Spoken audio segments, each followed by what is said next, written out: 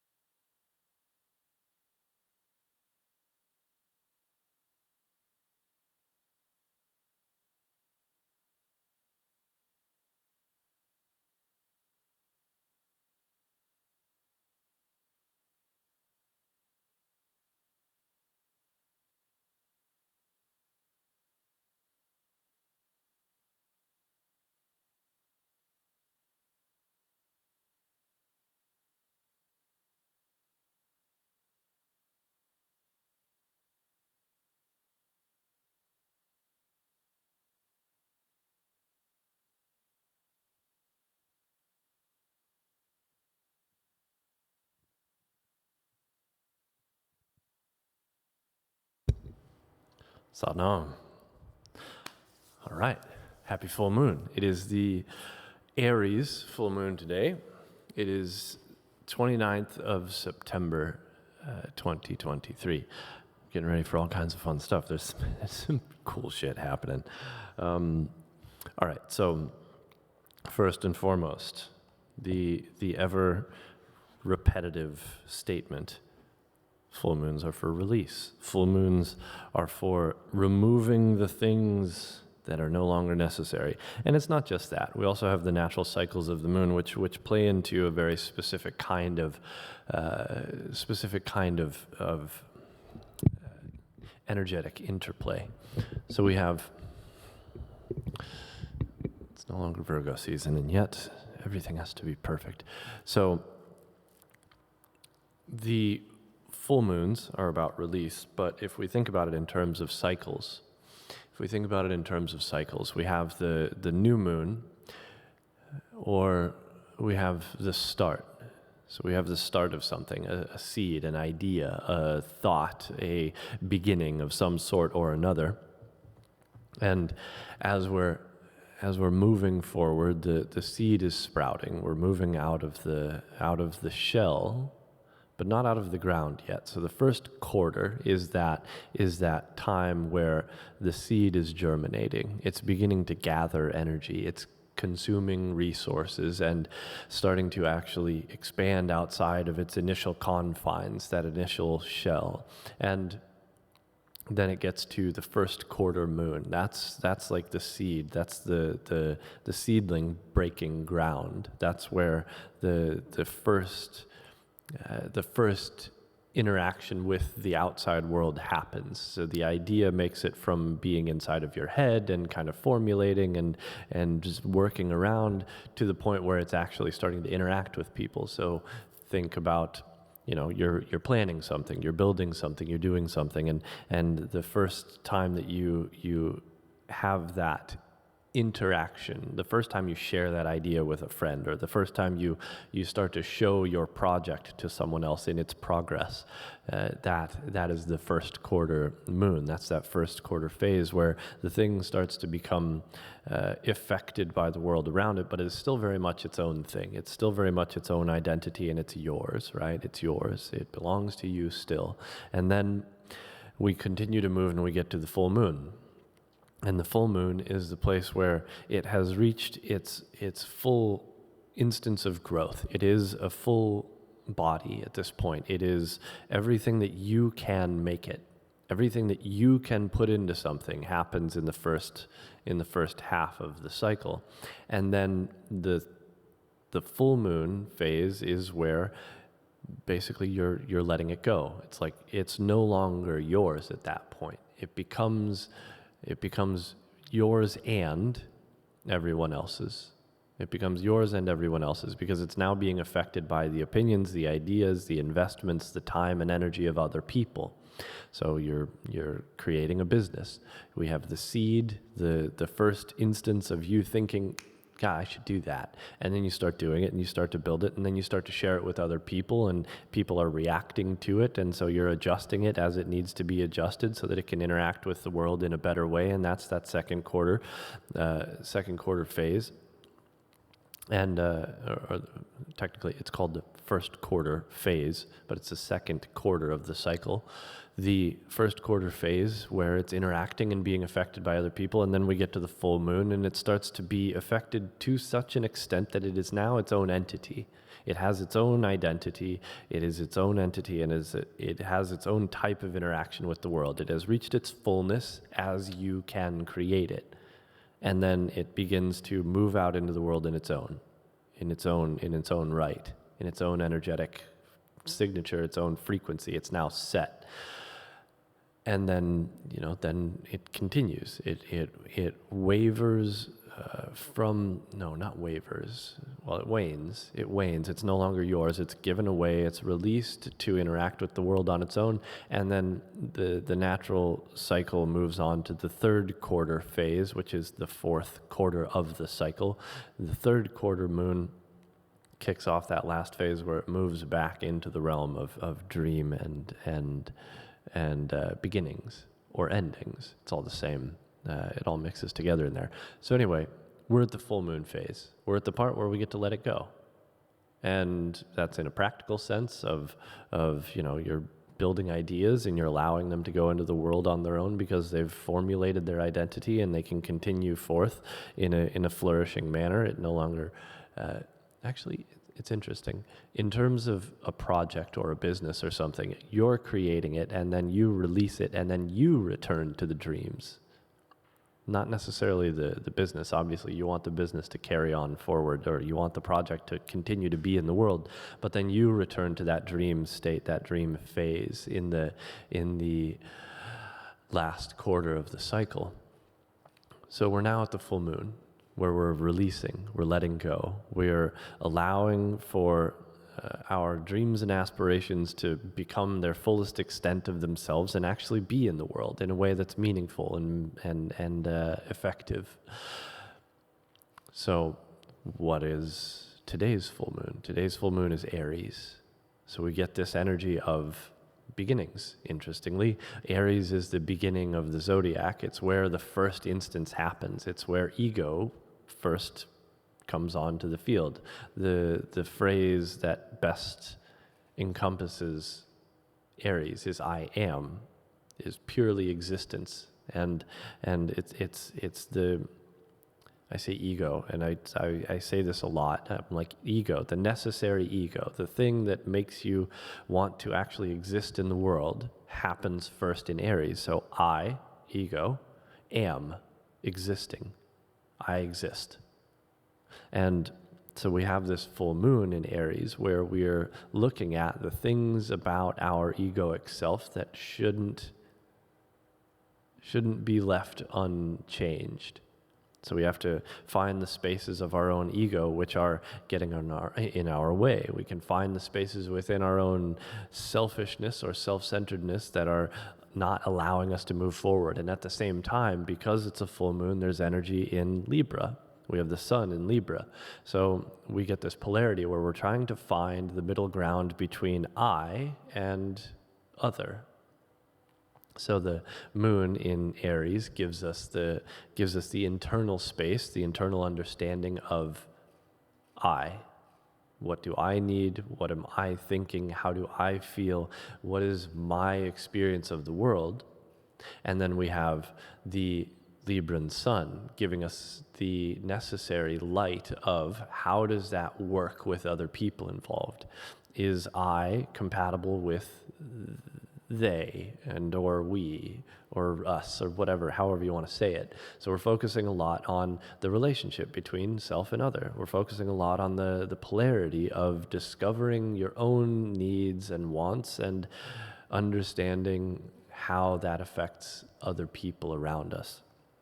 So that's our full moon focal point for this. And then there's a whole lot of other interactions in this playing into the notion of relationship, because we're not only working with the full moon itself, but we're working with what is flavoring the full moon cycle throughout this whole process. And the thing about multiple devices is you're never on the one that you were on when you were doing the research to do the thing. And so, so here we are, stumbling around my iPad. The full moon happened at 2:57 a.m. Pacific time this morning. It was middle of the night. I was up, but most of us were sleeping on this coast. And so we're working with this dichotomy, other and self, the push and the pull, the constant existence of both ends of the spectrum. That is the full moon energy. And so first,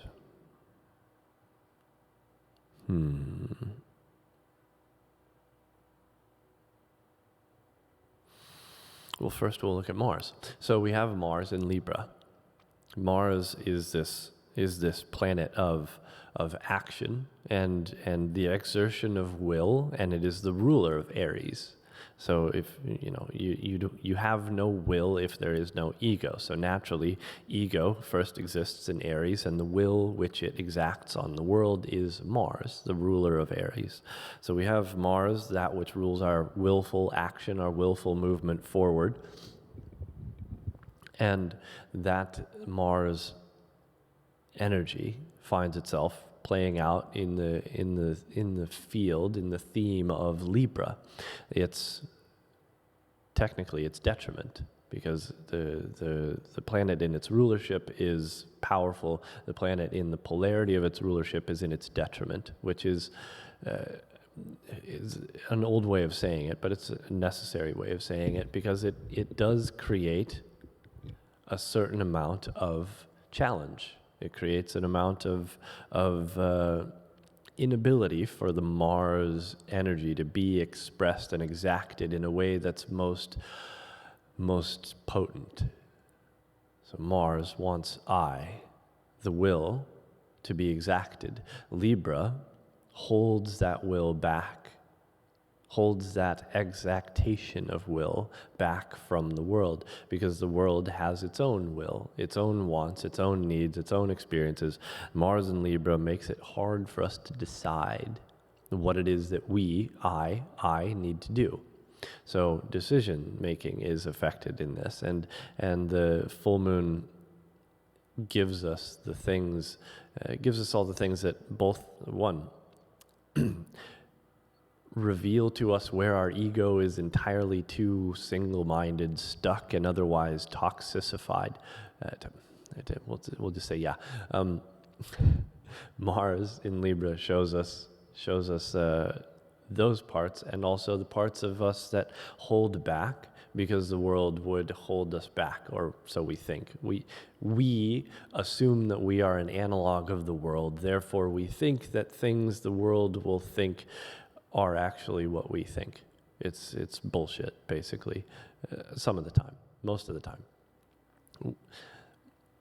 The tendency to hold back because we think the world won't respond well is a very Libran kind of thought process. It's like, well, I need what I need, but also like everyone else needs what they need, so I'm going to hold back what I need so that we can make sure everybody gets a fair shake. And that is a good goal. The fair shake is a good goal, but it's not the perfect goal.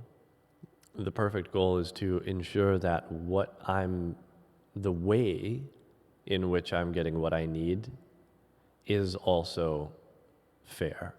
It's not that I shouldn't get what I need because it's not fair. It's that I need to acquire my needs and my necessities, and I need to experience my wants in ways that are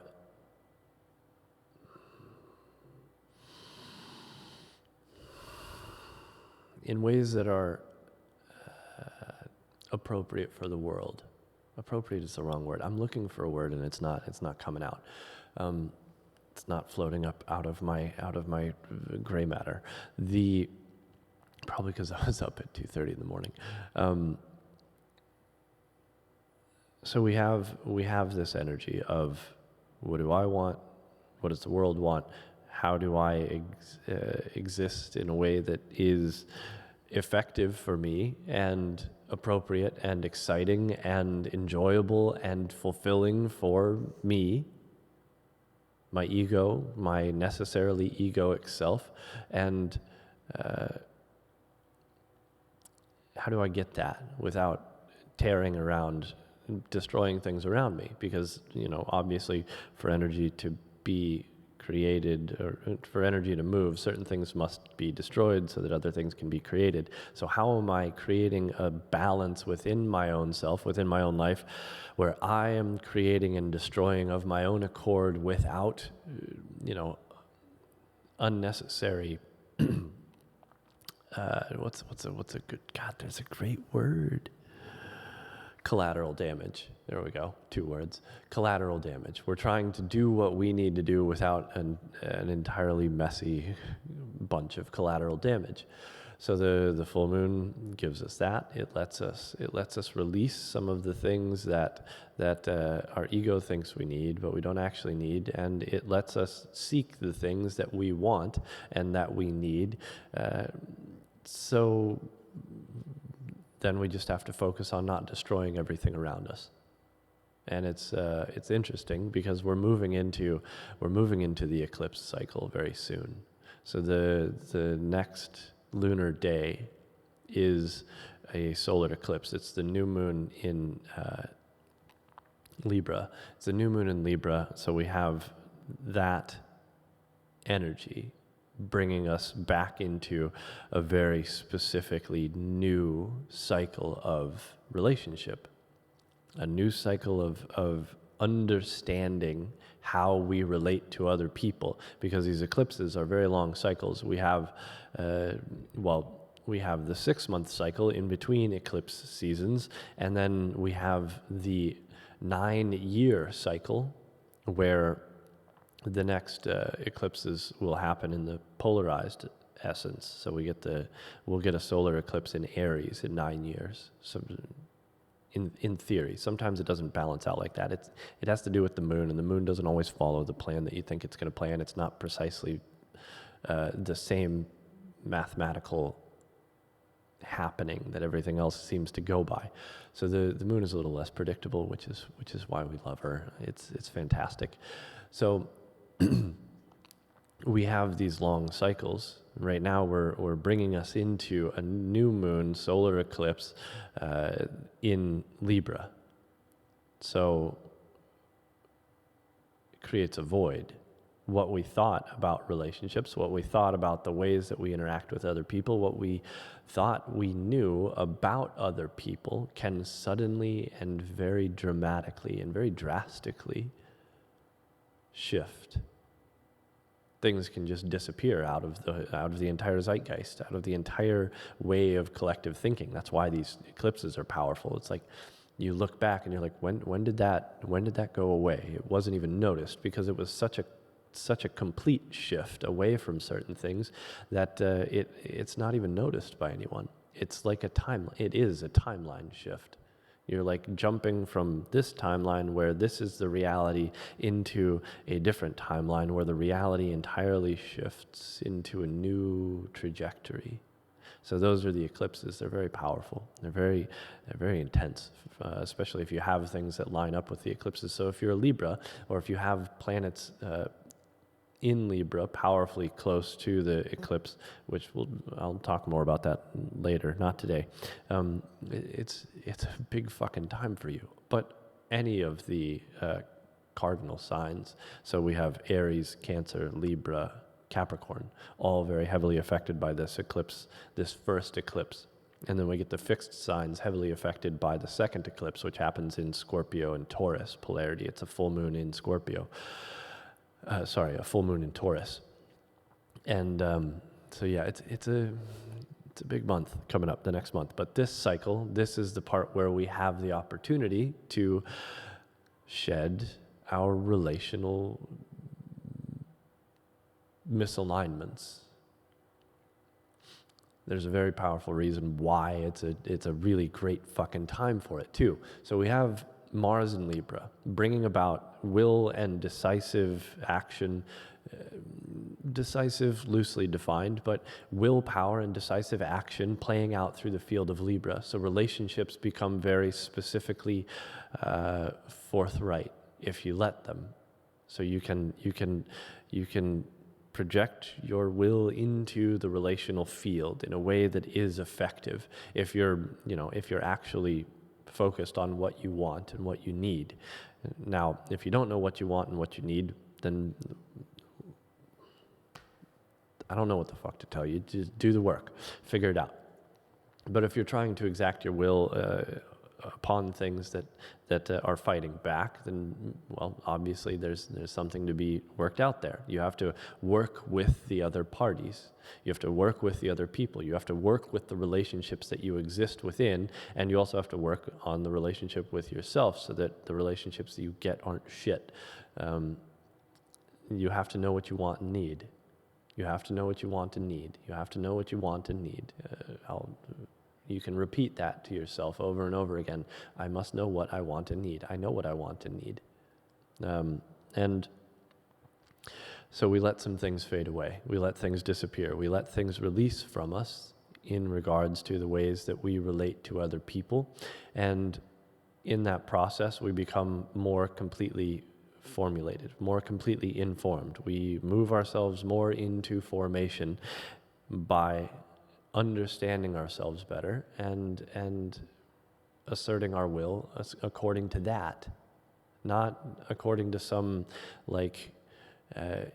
egoic trauma response from some shit that happened years and years ago. We are exacting our will based on what our soul, actual human soul, the internal self, the seed of universal consciousness that exists within you, what does that want and need, and how do we exact our will based on that? Because that's how it works. If you're connected to the soul connects to a certain set of wants and needs and experiences that it needs to have through the human form, and through that human form we assert ourselves, we move our will outward through the Martian element, through Mars, through where Mars is and through what Mars placement we have in our own chart. That's part of how it works. Obviously there's a lot more shit involved than that, but that's kind of the chain of command. The soul, heart, the mind, and the body are all supposed to be aligned. That's the goal. That's what you're trying to do here. That's why you do weird shit like Kundalini yoga and talk to the stars and whatever else you decide to do, the tarot or fairy spirits or earth sprites that live in the rocks in Glastonbury or whatever it is that you decide to talk to, whatever mythology or mysticism or strange engagement you get into, it all connects somehow to the way that your soul needs to be expressed through the body, mind, and spirit, body, mind, and heart. Same thing. All right, I got off track, but necessarily so. So we have Mars in Libra, Mars being the ruler of this full moon experience. Mars in Libra. We're called to work on the relational dynamic between us and other people, and definitely between us and us. The full moon in Aries. It's like, I'm focused on me. My heart requires me to focus on me and understand what holds me back, what fucks me up, what doesn't work for me and other people, and to let some of that go. So there's plenty of shit you can get into. There's tons of things you can decide to work on or whatever, and it's all there for you. It's all very salient. It's all very out on the surface. Mars in Libra lets you work it out with other people, so we're not alone in the matter. We can actually engage with other people in a way that affects us and our decisions and our world around us. So we have all of that in our favor. The other part about this, why it's such a specifically potent time to release things, is because Mars in Libra is very close in the sky, moving closer to this south node of the moon. And the south node is the place where we look at the past, we look at what's happened, we look at what the experience has already given to us, and what of that experience needs to go away. What of it needs to be shed? What of it needs to be released on a societal level, also on a personal level? And so we're working on a kind of public sphere. You can look around, maybe you'll see things in other people's relationship dynamics that you realize, oh, well that's quite relatable. I should probably look at that. I should probably think about why that thing exists in my relational dynamics and why it's relevant to me in other people's. Or if you don't think it exists in yours, maybe you look at other people's and you think, I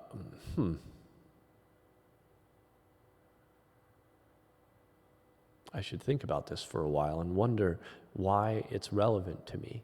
Why does it matter to me that this thing is showing up in another person's relationship? And why am I so affected by it? It's usually because it exists in your relational dynamics or it exists somewhere in your own self dynamic. So work on that, think about that. And it's very easy to see it in the public experience at the moment and throughout this whole full moon cycle and through the eclipses, because the eclipses have everything to do with the north and south node of the moon. So we have Mars in Libra with the south node of the moon moving our vision into the past, into what already exists and what has already happened, and what we can change about that is the work of the full moon in Aries. We also have,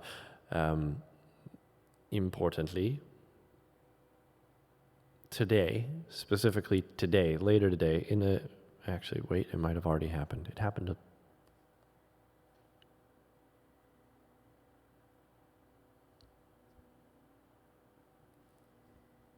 earlier. I was looking at the wrong glyphs. All right, so we had this. It was a couple hours ago. The exact square, 90-degree aspect between Venus in Leo and Uranus in Taurus. I've been talking about this a lot. It's necessary. Venus in Leo has now made its third exact square to Uranus in Taurus. And Venus has been in Leo since like June 5th. It's been a while. It moved all the way through, then it retrograded almost all the way through, and then it started moving forward again. And finally, we're back at near the end of the full retrograde cycle. It's still got a couple days left. But this exact square, this exact challenge between Venus and Uranus is the unexpected, but it's also the unexpected which brings us directly into what we actually want and need. Venus is our values. Taurus is the place where we have worldly experience of those values, where we ground the values into. So Uranus and Taurus, Uranus being the planet of awakening, of realizing the self, realizing the true self, not just the ego self that begins to exist in Aries, but the true self, the soul at the center, and how that is actually experienced in the world. The real, the unique identity of your soul's incarnation, not the soul itself. You go one more sign and then you start to get closer to that. But the soul as it has incarnated has a specific identity, a specific reason for being here, a specific trajectory in this incarnation, and that is Uranus. Uranus is where we find that. So Venus coming into contrast, into challenge from the place of Leo, where courage is paramount, but it's also a courage that is exacted in the public sphere, where we're trying to be seen in Leo. We're trying to be seen in Leo. So in that process of trying to be seen, and in the challenge between the the feedback from the collective, which we're trying to get in Leo, where we're looking for some kind of reciprocity, and the infinite need for individual self that Uranus carries. So Venus and Leo, what do we value, and how do we present that to the world in a way that the world values it also, or respects it at the very least?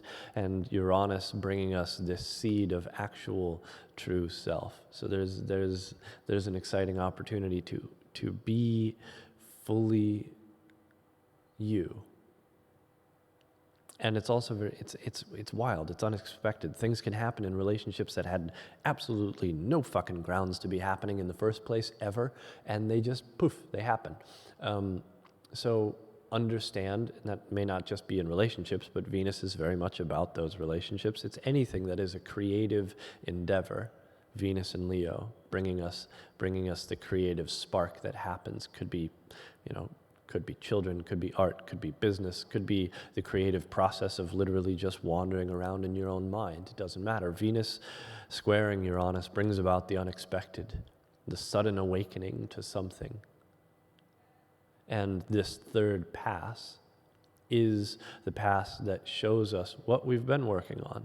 What were the first things that happened? What happened in, what was it? It was, I forget. No, we gotta back up.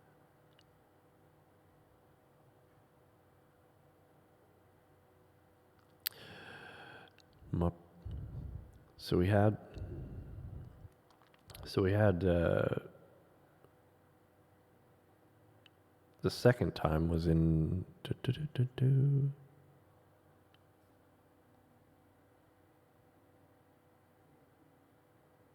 Okay, so the first pass was in the beginning of July. It was July 2nd, I think. And then we get the second pass, which happened, where were you? Beginning of August. So we had early July and early August, and those periods of time were very charged with this kind of unexpected strangeness. That which we weren't aware could happen, and then it just did. So especially if you have things powerfully connected to the degree of 22 Leo, or 22 of any fixed sign, 22 degrees of any fixed sign, this may have affected you very powerfully.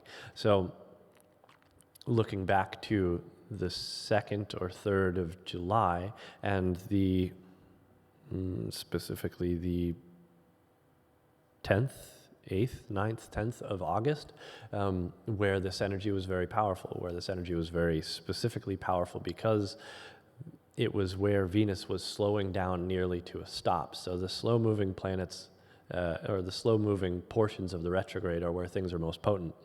So the slow-moving portions of this were connected to this square with Uranus, and brings us to a very acute awareness of what in our experience, what in our lives, what in our desires, and what in our will, what in our exactation of will has gotten us what we didn't want, or has not gotten us what we wanted. But I mean, a lot of times it's really the other way around. We end up with what we didn't want. We end up with something, but it's what we didn't want, or what we think we didn't want. And it's always, it's always divinely aligned, so don't worry about it. But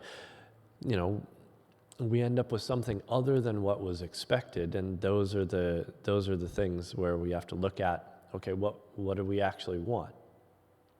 Is it that we want something else?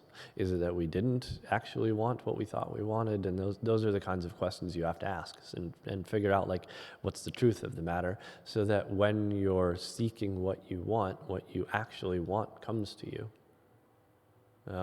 So that's a powerful message that can be derived from the Venus square Uranus, and we now get the third round. So we get the last look, like what has changed, what has adjusted, how have we moved ourselves forward, and what is the result? Is the result a net good? Is the result positive? Have you left a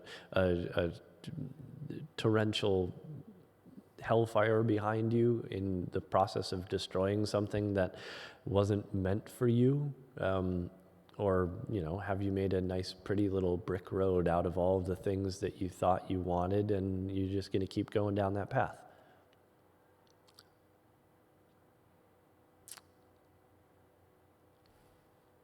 Don't know. So, have fun with all that. I think I've talked enough. I don't know if I have anything else to say, but those are the things that are actually playing out really powerfully at the moment. And they're going to be playing out for the next 2 weeks as we move through the cycle. Now, I want to look at, real quick, we're at the 29th. We're at the 6th, which is halfway through this. And then we're at the 13th, which is not quite the actual thing we want. Really quick. Okay, then we get the new moon in Libra and the eclipse, which happens on the 14th. And that's just all going to be fun. The reason why all of this is important is because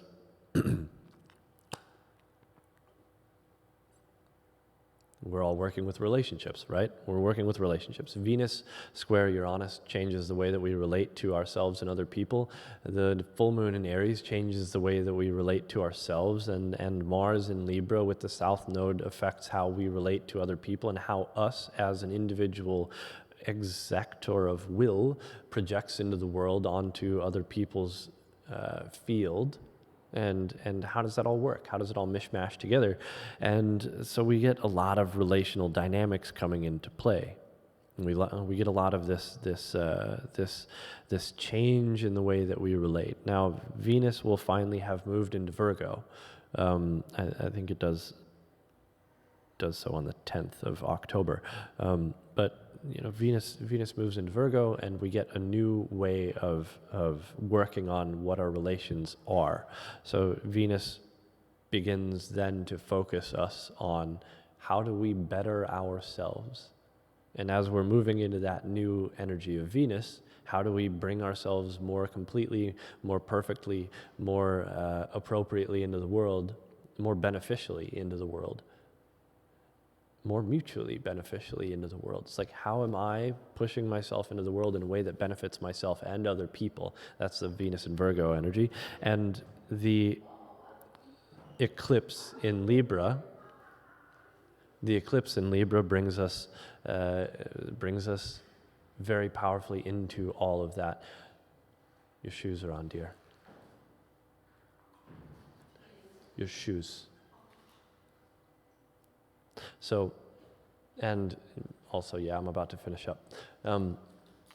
So we're in that. We're moving into this very powerful eclipse, which is going to change the ways that we relate. So pay attention to how things go over the next couple of weeks, especially if you have placements in Aries, Libra, and Cancer, Capricorn, these cardinal signs, so that you're feeling into what is really affecting you and how you're moving into the world. And so that's it. That's all I got today. Happy full moon in Aries. Enjoy the understanding of self, and try not to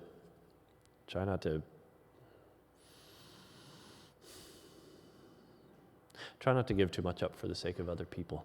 That's all. All right. Satnam. Have a lovely day. Happy full moon. Happy next 2 weeks. I'm going to have to record something for the eclipse. I'm going to India, so I'm not going to be able to do it live, but you'll get something. And just have an awesome time. It's going to be great. We're going to have a good October. Looking very much forward to the eclipses. Satnam.